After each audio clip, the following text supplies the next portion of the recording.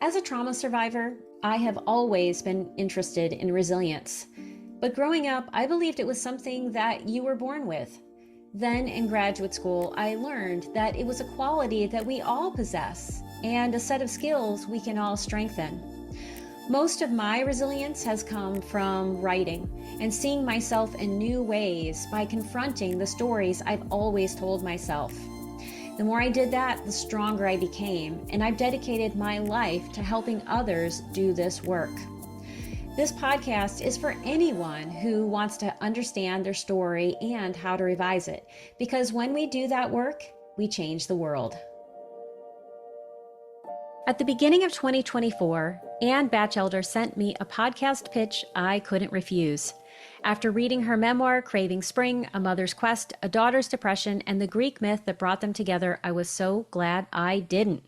Ann is not only a talented writer and editor, she is a gifted speaker who's been on many podcasts. Her work has appeared in Insider Magazine, Newsweek, Hippocampus, the Linden Review, and the Rumpus. To learn more about her many accomplishments and all the interesting things she's up to, please see the show notes. During this episode, Ann and I looked at addiction and recovery through multiple lenses, explored some of the common traps writers face, and examined the myths we live by, both those that bring us solace and those that get us in trouble. Before we get to our conversation, I have a few questions for you. How much do you know about the myths your family lives by? Are there any you'd like to ditch? Is there a myth, book, or story that has served as a companion for your journey? And finally, what writing traps do you frequently fall into? I hope you'll ponder these questions as you listen along. Now let's get to my interview with Ann Batchelder. Hey writers, have you struggled to develop characters beyond a laundry list of physical traits, or do you fall into the tired cliches of stomachs that roil and boil, hearts that pound, and characters that look off into the distance, unsure what to do? Has a critique partner ever told you your character's motivations or actions don't make sense? Or worse, has an agent told you they just don't connect with your main character? Let's face it, developing great characters is hard work. It takes both artistry and an understanding of psychology to bring them to life and make their actions understandable. It's even harder when that character you're trying to describe is you. That's why I'm teaming up with Jane Friedman to teach the psychology of character development for memoirists on June 19th, 2024. During this 90-minute webinar, you'll discover the three-step chain of events that determines what your character does in any situation, investigate the role that core wounds, attachment styles, and inner resources play in shaping your character's personality, and find out how having your character act as if can help you limit backstory and start in the right place. Plus, you're going to learn so much more. Best of all, this webinar is only $25. You heard that right, $25.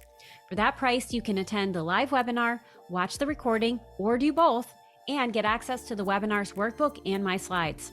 So if you want to understand yourself better, write characters readers will fall in love with, and feel confident that you know how to do more than just craft tired cliches, go to janefriedman.com and click on paid classes, or make it easy on yourself and click on the link in the show notes.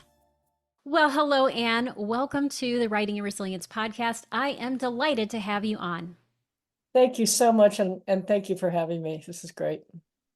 Well, I really loved your book, and it was such a pleasure to read. And oh my gosh, this cover is also very beautiful. And what's interesting is that I have a page that is bookmarked, and the colors, for those of you who are watching this, if you are listening, you can't see that I'm holding up her book, and it has these beautiful, are these orchids? Mm-hmm. Orange orchid at the bottom, and it matches my sticky note, which was kind of fortuitous. So your book is Craving Spring, A Mother's Quest, A Daughter's Depression, and the Greek myth that brought them together. What would you like us to know about your book? The story is about a woman whose life is all of a sudden upended when her teenage daughter comes home and admits to severe depression, including addictive behavior and suicidal thoughts. So she is completely undone by this and starts to try to figure out, how could this happen? I thought our family was fine. When did this, problem start? What's wrong with me as a mother? What have I done wrong? And so she, in a desperate attempt to rescue her daughter, she starts looking into 12-step and therapy, and also reading some Buddhist literature, trying to understand what's going on.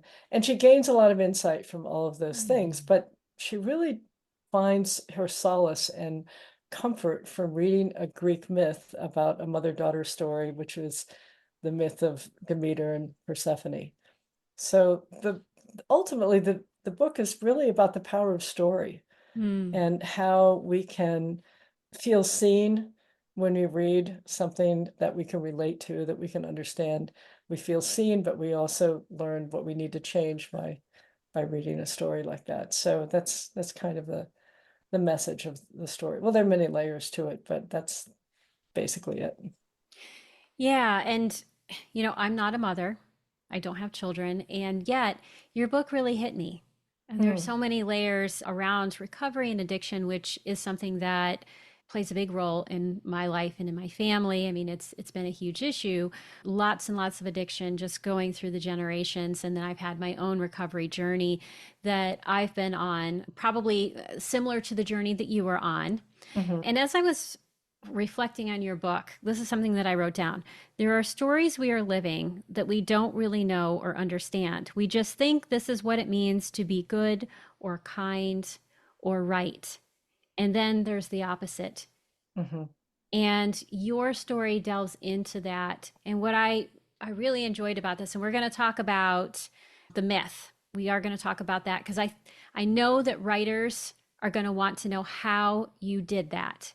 So mhm, not just to know about it, but to know how you did that. So we're going to get into that. But I want to begin with talking about how, so often, and we were talking about this before I hit the record button, we write about someone else, then we realize it's about us. mhm. And there's a way that these two characters, the mother and the daughter, are on these parallel journeys. And so, at what point in your writing process did you realize that was actually the story? Mm. I well, first of all, it took about 10 years to write this story. So it began when my daughter was in high school and college, and I started journaling a lot about what was going on because when I Mm-hmm. write, it helps me think. And as I was even once I started taking some writing classes around this project, I wasn't really sure I was going to write a book, but all of my writing really was about what happened to her, how did that happen to her, what Mm-hmm. was wrong with our family, what was wrong with me, blah blah blah. But it was really not until I decided to put the book together, which was when the pandemic started. I spent about 3 years actually thinking, okay, if I'm going to do a book, let me let me look at this more deeply. And the more I Mm-hmm. started writing, the more I came up with questions about myself. Mm. So I think in the beginning it was like, oh, poor me, I have this issue facing me with my child who's depressed. How am I going to understand that? But then I started thinking about, well, wait a minute, who are my demons? And Yeah. why am I blaming myself so much? And why am I trying to fix all this? And what Mm-hmm. is that about my conditioning and my upbringing and my understanding, my society? What has brought me to this point where, what am I afraid of in myself? So Mm-hmm. once I started seeing myself in that way, the story just got much more interesting because I couldn't really assume what she was thinking, what was going on with her. I could Right. pretend to know, but I did know, and was able to unravel what was going on with me. So that's when it shifted for me, is when I started putting the book together and I started really thinking, oh, this is not about her, it's about me Mm-hmm. and what my journey is and what is my addiction. I don't have substance abuse issues personally, but I didn't understand that I could also be addicted to her recovery, which is kind of what the story's Mm. about. Say more about that. Okay. I, well, there's so much that I learned about when I first started 12 step. I Mm-hmm. know 12 step isn't for everyone, but I did go through that because she was going through that and I wanted to understand what it was about. So, of course, I went and thought I was going to learn how to help her. That's not what happens in an Al Anon meeting. You learn about yourself. But I think that I finally understood that the importance of taking responsibility without blame and shame, Mm-hmm. and how I wasn't at fault for what was going on, but I also was part of the family and could Yeah. contribute to the healing. And it was a lot of self-discovery that was necessary on my part to see where I fit in all this, and my relationship with my mother, my relationship with her. Why was I so focused on fixing what was wrong with her? Yeah. So the more I got into that, the more I realized that we're all on the spectrum of addiction, Hmm. that everyone is wants things to work out the way they want them to. We all want our kids to be happy. We all want to be successful. We want to have health and fitness. We want things to work the way we want them to in the world. And when that doesn't happen, then we suffer because it's upsetting, and we look to ways to soothe ourselves somehow, sometimes not in a healthy way. And that's where I think we get trapped in our own addiction, our own attachment. Yeah, that's a great answer. And I think so many people come to recovery, whether it is 12 step or other kinds. If Yeah. you do not have a substance use disorder, but yet you are trying to support someone who does, Hmm. thinking, I'm going to do this for them, and not realizing that addiction is a family problem. And you do have to look at yourself. Hmm. And, one of the things you said about addiction, and this is something that I learned in 12 step recovery, was the role of control. And so when we are afraid, Hmm. the default is to control, because we Hmm. think if we control everything, then, life will be okay. It'll turn out the way we want. And yet that often makes things worse. But Hmm. also from a brain perspective, that hits the reward center, like, oh, I can fix this. I can fix this. I think Hmm. that's one of the ways that people who maybe struggle with, I'm going to use a word and it may not be a perfect word, codependence, Hmm. people pleasing, that Hmm. is, something that happens. And I also like what Gabor Mate says. So he Hmm. is a psychologist who Hmm. deals a lot in addiction, and he talks about how, you know substance use is a way to alleviate pain.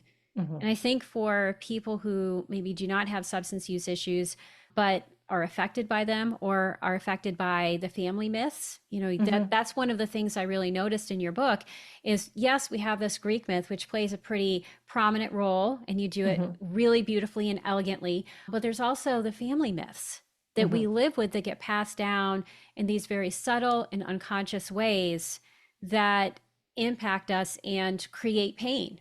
So Yeah. we find these really genius ways of getting out of pain. Exactly. And I think the other thing is our society tends to set women up to be perfectionists, especially Yes. mothers.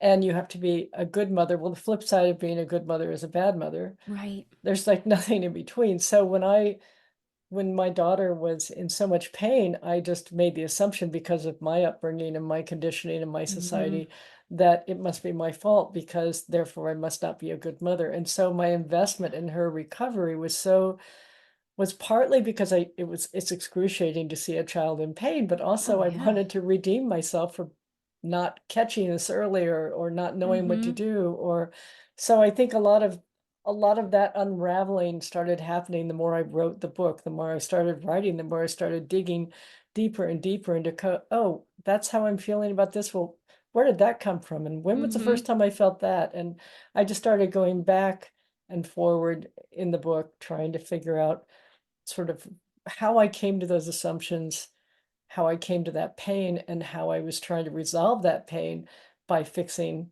whatever was going on with her. I love that mystery component. Is the daughter going to find recovery? Is she going to have Mm, sobriety? But the deeper story, and I think the one that makes it really rich, is, why does this narrator do the things that she does? Why does she feel driven in these very powerful ways to right. to help her daughter in a way that we find out is not necessarily helping her? Like, that's part of the journey, is how do we figure out how Exactly. to do this in a way that does actually work? And Well, so. that's what I was thinking. What I was going to say is that was I've said this before. I realized at one point that I was a junkie for regret, Hmm. because if I could be at fault for what was going on with her. If I was powerful enough to do that, then I was powerful enough to fix it. Mm, So it still was this control thing of yeah. feeling like, I must be able to be a good mom and fix this. So I wasn't willing to let go and let her be powerful in her own right, let her do her recovery the way she needed to. I mean, there was a beginning. In the beginning, of course, when a loved one is in active addiction, you do have to step in, and there are times when you have to take an advocacy role and be much more Hmm. involved. But once they start recovering, once they start finding their own path, that's when it's important to step back. Absolutely. And I love that phrase, a junkie for regret. Mm, Such a powerful phrase. And so you have done a lot of work on yourself. And I think before I want to get to that, I want to talk about one of the things that makes this powerful storytelling, which I think will also get us into this conversation around recovery. You were caught off guard as the mother mhm, of this daughter mhm, who had this addiction, didn't see it coming. mhm. You take us to the same place. We are caught off guard. Daughter comes home from school. We're like, oh, teenage problems. Right. Yeah. Boom. I'm not going to give it away, but we're in the middle of something. And then we Right. find out that it's worse. And Right. you do that really well. So for people who are writers who are listening to this podcast, and you're like, how do I catch the reader off guard? Read this Mm, book because you do this in a really nice way. You take us into this moment. The storytelling is really beautiful, and you set us up for something that's going to be benign, but it's not. mhm, mhm, And I think that's your editorial prowess because you have also worked as an editor. mm. I think it's interesting because I think there are several layers to the revision or the editing part of that. But I think first of all, you're when I stopped just writing in a journal and I thought about writing a book, I realized I was no longer the audience. I had Mm-hmm. readers as the audience, so I wanted to take them along the same journey that I was on or that I had been on. You don't want to just give it away in the beginning. You Right. want to show the same emotion, show the same process that was happening at the time and not get ahead of yourself. Mm-hmm. There's too much reflection in the beginning. It's going to ruin the action and the momentum of the story, I think. And then the reader doesn't get to also come to their own conclusions or come to their own realizations or questions or that Mm-hmm. type of thing. So I think the first layer is getting to the truth of what it is you're trying to say. And then the second layer of revision or editing for me was how clearly am I writing this? I mean, Mm-hmm. is it understandable? And then finally is like how engaging is it? So what can help the reader feel engaged, more engaged, I guess. So I sort of went through those three different layers of revision and editing to help me. That is so quotable. Well, Seriously, it okay. is. I love the three layers that you shared. That's so well put because that is really the way we need to think about the process is, first your truth so that it Hmm. feels emotionally right to you. Is Hmm. it clear? And then how can you engage the reader? And part of engaging the reader is making the reader do the work of Hmm. feeling for the characters, of figuring out what the problem is, of trying to solve the mystery alongside the narrator. If you as the writer spoon feed us Hmm. everything we need in terms of how people are feeling or what's going to happen next, we're passive vessels. We might as well be watching Right. TV. Yeah, I mean, you have to trust the reader. The trust that the reader is smart, the reader is curious, the reader has their own questions. They're good, but to make it relatable to someone else, I think it's important to understand what you're trying to say in the first place. Yeah. What am I trying to say? Why would anybody want to read this? What are they going to learn from this? What did I learn from it? How did I learn from it? When did I learn from it? What was going on that what was that pivotal moment where Mm-hmm. I went from being a victim to being in my own power? And that to me was the critical point of the story when things started changing. So how did I get to that point? That actually happened maybe two-thirds of the way through the book. So I was still bumbling along in the beginning of the book as and taking the reader for that ride, and then coming to a point of realization where things changed for me. Yes, and I was glad that you took me on that ride and that you let me bumble alongside you and go, oh my gosh, what's going to happen to this family? Yeah, So there are two lenses that you apply to this story. I mean, this is your personal story, but there right. is the lens of recovery and the lens of the Greek myth. Mm, And I am curious what you learned about recovery and how that influenced your writing process. And as we talk about this, I'm going to read something from page 112 of the book. Learning about Buddhism from the perspective of addiction and the 12 steps from the perspective of Buddhist philosophy brought new clarity. I began to see how all humans are on the spectrum of addiction, and as is often said at retreats such as this one, we are all just walking each other home, which is such a mm, beautiful line. mm, My curiosity is about what you learned about how Buddhism is related or influences or connects with the recovery process and vice versa, and mhm. how all of this affected your writing process. And since we talked about this before the recording started, you are not an expert in Buddhism Right. or the 12 steps. Neither am I. So we're going to speak in I statements, but I'm really curious, how did all of that come together for you? Well, I had been studying mindfulness for years and years, since like 2004. So I was familiar with Buddhist literature. It Mm-hmm. wasn't something that was new to me. I wasn't as familiar with the 12 steps.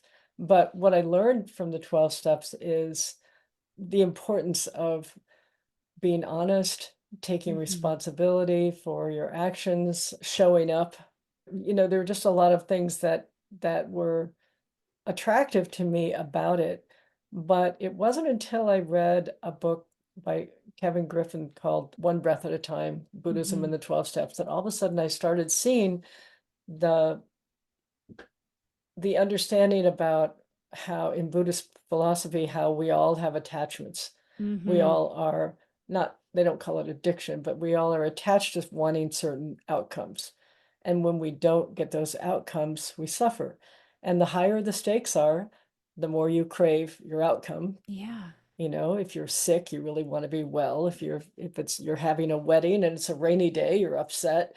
I mean, things that were maybe out of our control. But I think that the point really is that we all want things. We all want things to work out the way we hope they would. And when Mm-hmm. they don't work out, that's causes a suffering. And Yes. so it's a similar thing when I realized that, oh, if we all have this attachment, then there's no us and them. Mm-hmm. There's no, all these people over here are addicted and I don't have a substance abuse program, so I'm over here. We're all in the soup. We're all in the same Yeah. situation in a way. And I think that really helped me, I guess, look at it from a more philosophical, universal kind of a humanist thing, as opposed to someone who Mm-hmm. is sick with a disease. Yeah. So to me, it took it out of that category and made it Mm-hmm. much more applicable to anyone, all of us. And I don't know if that explains it, but that's kind of where I saw the parallels were really helpful to me. And the mindfulness of going back to staying in the present moment, the same thing with, like in 12 step, there's an expression about you don't want to be future tripping or Mm-hmm. going down a rabbit hole or having anxiety about something you can't control in the future, nor do you want to worry about whatever you did wrong in the past. It's about staying in the present and doing in one step at a time, one Mm-hmm. day at a time, so that you can, just face each moment. Well, the Buddhism is the same thing. It's all about staying, mindfulness is all about staying in the present moment. And the more we can address our thoughts and our behavior to responding to what's in front of us as opposed to reacting based on our past or our future, then I think we get to a better place Mm-hmm. of being genuine with ourselves and with other people. Yeah. And what I hear in this is Suffering is a universal experience. And when we think about addiction from the disease model, which some people feel like that's really important to them to see it as a disease. And so we're not going to get into No, is this the right way to look at it or not? right, But when you use the disease model for talking about addiction and you talk about someone having an illness, they are separate from you. right, They are different. right. But when you look at it from the perspective of attachment, and I have attachments, and my attachments cause me suffering. These attachments cause you suffering, and maybe Mm-hmm, they're different attachments, but the suffering mm-hmm, is the same. mm-hmm. There is a way that you can experience equanimity, this feeling of sameness amongst all of us. Right. And that is a powerful way of developing compassion. Well, I was just going to say that's the missing link is compassion. Yeah. And when we set it up as an us and them kind of a situation, I didn't want my daughter to think that she was the only sick person in the family, Mm-hmm. or I didn't want to assume that there weren't things that I needed to work on as well. So I think that having compassion for yourself and then having compassion for other people is really the gateway to healing. And that's what happens when you read a memoir. You feel seen, you feel somebody understands me. Well, that's compassion. That's making that connection. And that is the So gift that memoirists give because we are putting language to other people's experiences and we are right, allowing them to be seen. And exactly. so that is one of the gifts of your book. And so we've talked about the lens of addiction and Hmm. how that influenced the storytelling and how that allowed you to have compassion for yourself. But I Hmm. also want to talk about this Greek myth because the Greek myth is on the cover. So I let's go get know. into it. When did you know this was part of the framework of your story? And how Mhm. did including it impact the way you told the story or the way you saw it? Okay. Well, first, as I said before, when I read this myth, it was the first time that I really felt seen because here was this ancient mother her daughter had been captured and taken to hell. And she goes nuts. She goes crazy. She drops all of her responsibilities. All she can think about is rescuing her kid. And I went, oh, that's me. I get it. But also she has to learn things. Once I started actually reading the myth more carefully, Mm-hmm. I realized it wasn't enough to just say, oh, I'm fine to be obsessed about my kid because this ancient Greek mother was too. No, she had to learn things and she had to develop and she had to transition from raising a child to allowing her grown-up daughter to be independent. So there were many, many things that I could relate to while I was reading this. But it really wasn't again until I started trying to put the book together. I mean, I knew about the myth and all those things, and I thought, I really want to include this in my book. And I thought, well, maybe not everyone knows about this myth. Maybe I should write an introductory chapter and Mm-hmm. explain it. So when I started trying to do that, I thought, well, I don't want to just write Homer's myth. I want to write my version, what I imagine. So once I started trying to imagine the myth from my perspective, from a 21st century perspective, in a way, I started thinking of it more in short chapters. And then I started thinking, well, if I can sprinkle this through the book, then I started thinking, well, every chapter about myself needs to relate to her story as Mm-hmm. well.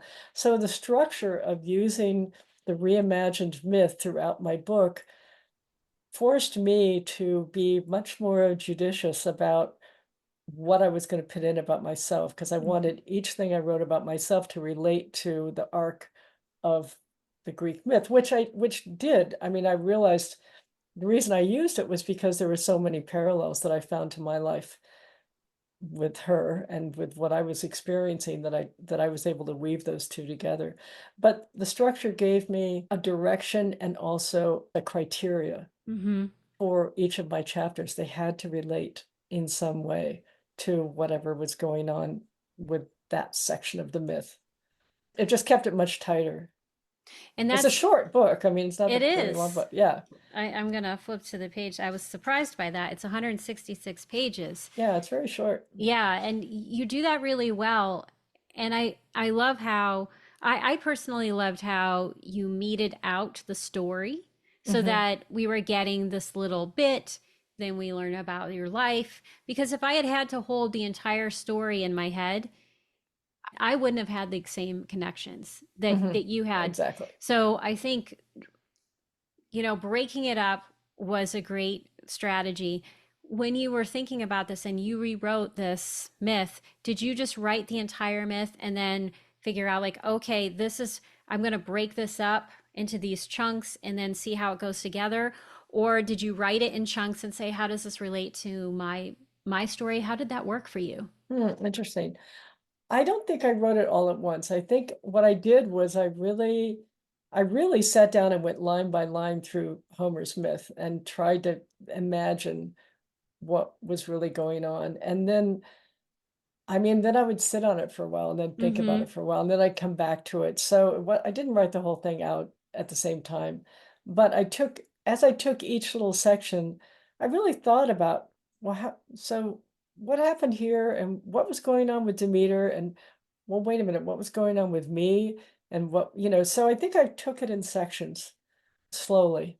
And sometimes I went back to a chapter, a Demeter chapter, and embellished it more, or took it to in a different direction in a way, because I learned something later in my book that I wanted to go back and Mm-hmm. address. So it didn't just, I mean, none of this goes in a linear fashion. Recovery is not linear. None of this is linear. So I think there was a lot of, I guess, stumbling around before I really kind of hit on what I wanted. Yeah, and that's a great answer. And what I hear is slow, deliberate, meandering, Hmm. and that it requires a lot of patience, right? And that you Oh, didn't have to years. do it Yeah. all at once. And yeah, so writers, I want you to hear again, she said it took 10 years to do Yeah. this. So if you're in the middle of writing your memoir and you're like, OMG, this is taking way too long, give yourself a little grace. There were times when it was painful to write some of this. And there Yeah. were times when I had to step away, sometimes for months. I had Mm-hmm. to walk away from it, and I didn't want to really go back to it, or I had to think about it some more, or, it was not like I just sat down and cranked it out because there was some deadline. It was much more of a process of recovery in writing as I was learning. I mean, there were moments when I was started writing that I realized, oh my gosh, I didn't know that was happening with me until I Yeah. wrote it, until I tried to get through that chapter. So there's a lot of self-discovery in the process of writing, which has to do with what you were asking before about resilience and recovery. To me, recovery is about being able to handle a crisis, or Mm-hmm. rise to an occasion in the middle of a crisis. But resilience to me is the practice of recovery over a period of Yeah. time. And so I think it's the practice, the writing practice, the the mindfulness practice, all those things I think are a process that take time. Yeah. And as we practice them, we build the tools that allow us to be able to bounce back. Right. And even the next time stronger, and the next Mm-hmm. time stronger. But you have to, it's not a one-time thing. It just has to keep building over time. So, Yeah. And there's an alchemy that happens in the writing process. Until you do it, you don't realize that when you write it, you're in it. And you are making these discoveries about yourself that so many people I've worked with will say, "Oh, I can write a memoir. I've been in therapy for years." I was also one of those people. I was like, I could tell you my whole life story and let me give sure. you all the insights. You go to write it, it is totally different. It is Hmm. not the same experience. And so, yeah, allowing for all of these practices to marinate, for the story to marinate so that you can really discover what it means is so important. And that's what I love about how you handled this journey with figuring out how to structure your book. And I have one more structure question, and then I'm going to ask you something about Yeah. backstory, Okay. which is also every writer's Achilles heel, Right. going on with the Greek mythology, motif. But I recently interviewed Jennifer Linden, and she wrote this book, American Breakdown, which is about her chronic illness that she has. Hmm. And she has this chapter where she talks about the difference between the hero's journey and the heroine's journey. And here's a very quick and easy way to think about it. The hero's journey is let's go off and slay the dragon. It's about Hmm. going off and catching something out there. The heroine's journey is more about the inward journey. Let Hmm. me embrace and discover something within the darkness. As you Right. were writing this, did you think of this as the heroine's journey, or did you have a framework in mind as you were conceptualizing the book? Yes, I did see the Demeter story as an internal struggle, heroine, as that kind of a process for her. And then, of course, when I followed that arc, which was, you come up against obstacles, you go backwards, you go forwards, you're trying to understand something about yourself. So of course I was going through something similar. But yeah, I think both my story and the Demeter story were probably the heroine journey Mm-hmm. as well. I did see that. I was conscious of the fact that it was much more internal rather than external, Yeah. which was more my interest anyway. So I think many memoirs who are written by women are it's about that similar kind of journey.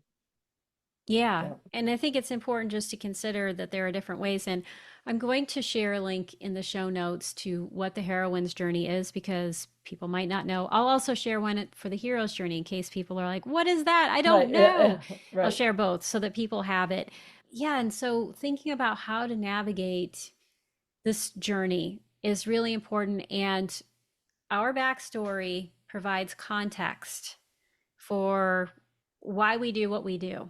Hmm. And I work with a lot of writers who will sometimes give me pushback when I say, don't put it in the beginning, or at least don't put too much of it in the beginning. Like, yes, maybe something does belong, but a very common thing that happens in early drafts is let me give you my life story up to this point when the story will begin. Right. And your opening is 150 pages long, and your book is like 400 because you have too much in the beginning. You show some major restraint, let me just say, because to me, one of the big backstory things that you share, you have this backstory chapter at page 128 where you get into this miscarriage and some of the other things that influenced the story you were telling yourself, which of Hmm. course influenced how you interacted with your daughter and the things that happened in the book. How did you show that restraint, and how did you make the decision to put this key bit of backstory so far into your narrative, which I agree Hmm. with. I think it was the right placement. Hmm. Hmm. Well, first of all, as far as backstory, I mean, most editors of magazines, whatever, will often skip to like the third chapter or the Yes. third paragraph that somebody sends in because that's when it gets started. So Mm-hmm. it's really important, I think, to know where to start and often to start with a scene or with action or with something that's going to grab the reader because we don't live in the 19th century anymore. We have short attention spans. Readers Yes. have short attention spans. So the whole idea of giving a backstory in the beginning of a novel doesn't quite work now the way Yeah. it used to. But I do think that not only is it important to know when to put it in, but is the backstory relevant? And that's the really important. If you want to kill your darlings, you may have a great backstory that doesn't really fit in your book, and the detour is going to make it harder for the reader to keep the momentum of the action and the story going. The backstory you're talking about later in the book was an aha moment for me Mm-hmm. as I was writing the book. It wasn't until I got toward the end of my manuscript that I thought, oh, that's why I was so obsessed Mm-hmm. about needing to rescue her, needing to make sure she was okay. I mean, it wasn't just that it's a normal problem if you have someone who you love who's in addiction, but I was so obsessed about it and I didn't understand that. Even though I'd Yeah. been through therapy, I'd been through all these things Mm-hmm. before, I hadn't really dealt with the grief about that miscarriage that Yeah.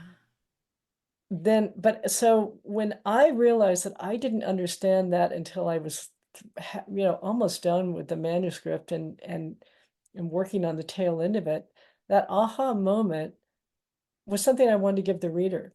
Mm-hmm. I wanted them to have the same kind of aha moment that I had later.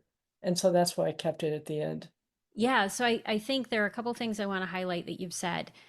One, in your writing process, the aha happened later in the writing process. Hmm. So for a lot of you, that's going to be a clue. Like, where in your writing process you have an aha is going to Hmm. clue you in on how far into your narrative might this piece of backstory belong. So Hmm. that's one thing to think about. And also, you don't want to lose forward momentum. Every time you put in backstory, you stop the forward momentum of your book. Hmm. And you knew that you had this aha. And to enrich the aha and to make it make sense, this piece of backstory moved us along further because it helped us understand what the aha was, why it was necessary, and then it allowed you to get to the next thing that you needed to confront in the book.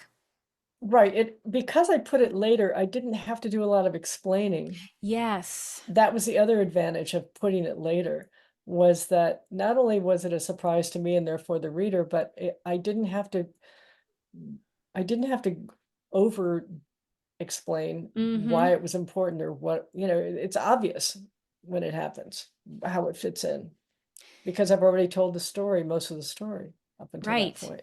You do not have to develop the characters Right. again and Yeah. who these Yeah, people are. It's like exactly. we know who they are. Right. And also, sometimes when you juxtapose things, especially if a lot of the main pieces have already been developed, just juxtaposing these two things together allows the reader to do the work and connect the dots Right. in a way that does not require as much reflection. Hmm. So, this is a way that you can allow the reader to do work. So, how are you going to figure out how Anne did this? You're going to read her Hmm. book and you're going to go to these Right. pages that I have mentioned so Yeah. that you can see exactly how she did that. Well, Actually, I didn't do a lot of reflective writing until the last third of the book. mm-hmm, I mean, even though I put in backstory early on, I didn't. I just sort of it was more of a statement as opposed to a reflection. yes, And I think that if you're writing backstory, if you just offer the information as opposed to all of your thinking about it, then the mm-hmm, reader can make those connections. So again, it helps you not stay bogged down with the backstory if you're just yes, giving facts. And then later in the book, you can do some reflective thinking, but let the reader do the reflection. yes, I love that. Yeah. Another quotable moment. Mm, So, I always ask three lightning round questions. I'm going to ask them to you because we could be here all day. We could talk about okay. so many different things with your book, but everybody has limited time. And I know you have other places to be, and so do I, even though I would love to be here forever. Right. But what is the best piece of writing advice you've received?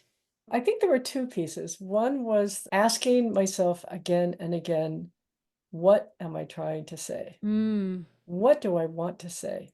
And and thinking that I've written that, and then I go back again and say, what really do I want to say? yeah. What's the point here? And I think that was very helpful to just keep that front and center. And then again, then the other part is using your story as a way to connect with your reader Mm-hmm. versus just telling a tale or a series of events. It's like how can I connect with the reader? What are the universal themes, or what are the pain points that the reader might be coming to pick up this book and say, oh, I want to hear about that. Yeah. So making those connections, and almost as again as a what do I want to say and how am I going to connect with the reader, Mm-hmm. are the two things that I think really help me. Beautifully said. And your book is really about how you nurture your resilience. I mean, we see it all the way through, but if you could give people just one or two very quick ways that you nurture your resilience now after Mm. compiling all the wisdom of this experience and what you know, what are you doing? Well, first of all, I never think of myself as finished in terms of resilience or recovery or any of those things. I see it as ongoing journey of self-discovery. Yes. And so that's very exciting to me. But to nurture that, I would love to say that I meditate every day for 20 minutes. I don't. I would love to say I have a yoga practice. I don't. What I do every night is I get in our hot tub and I look at the sky and I have a quiet moment with myself and I have a Nice. conversation with my soul and I think about my connection to nature, or I think about, you know, what I'm grateful for, or Mhm. where I need to ask for help, or any of those kind of things. And I think that connecting with the true nature of who I am and reminding myself in that moment of really being grateful for the joys and the challenges of my life is a way for me to nurture that resilience and that sense of self-discovery. I love that. Yeah. And I also love that you were so honest in saying, here's what I would love to tell you, which is Yeah. based on what everybody says I'm supposed to do. Yeah. Here's what I actually do.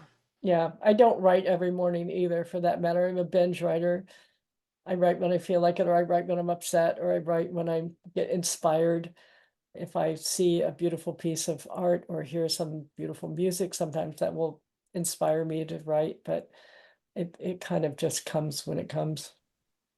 Thank you for So busting that myth of the writer who writes every single day, because most of us don't. I mean, hmm yes, you do need to develop a writing practice, especially if you're a new writer. It's like hmm exercising or anything else. Habit is important, muscle memory is important. And once you have that, going with your flow is also important, and recognizing you do not have to do it perfectly, and every day Right. is perfect. And you can ask for help, and that's the thing. The other thing I learned from 12 step and from recovery is the importance of community, the importance of asking Yes. for help, the importance of staying honest with yourself. Hmm. I mean, not just 12 step, but also the Buddhist philosophy, all that, it's about not feeling like you're alone. And that's the Hmm. beauty of memoir, is that it's a way for women, especially who write, to share their wisdom so that readers can discover their own wisdom. Yes. And that's, to me, that's a lovely gift that we give each other. We heal and we write in community. That Yeah, is how we get it done. right. Well, you have this beautiful book, Craving Spring. Gonna hold it Thank up you. again for those of you who are watching this. What are the best ways for people to learn more about you, buy your book, and connect with you Mm. online?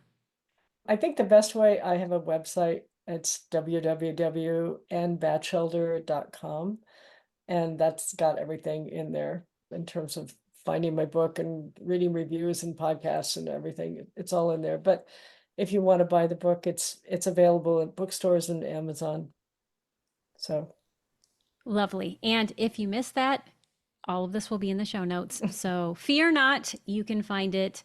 Thank you so much, Anne, for being on the thank you. podcast. It has been delightful to talk with you, and I'm deeply grateful for this conversation and for the opportunity to read your book. Well, thank you so much. I really appreciate it. Are you a writer who struggles with doubts? Do you wonder if your stories are good enough? Do you wish you had some simple tricks that would make the writing life just a little bit easier? Become part of my Writing and Resilience community by signing up for my newsletter. As a thank you, you'll receive a free copy of Write More, Fret Less, 5 brain hacks that will supercharge your productivity, creativity, and confidence. The link is in the show notes. That's it for today's episode. Before you leave, I would love your help spreading the word about this podcast. You can do this in a few very simple ways. Click on the subscribe button in the upper right-hand corner, then leave a 5-star review. You can also let me know what you think or share ideas for the podcast by connecting with me on Facebook, Instagram, LinkedIn, or through my Writing and Resilience newsletter, which you can have delivered directly to your inbox.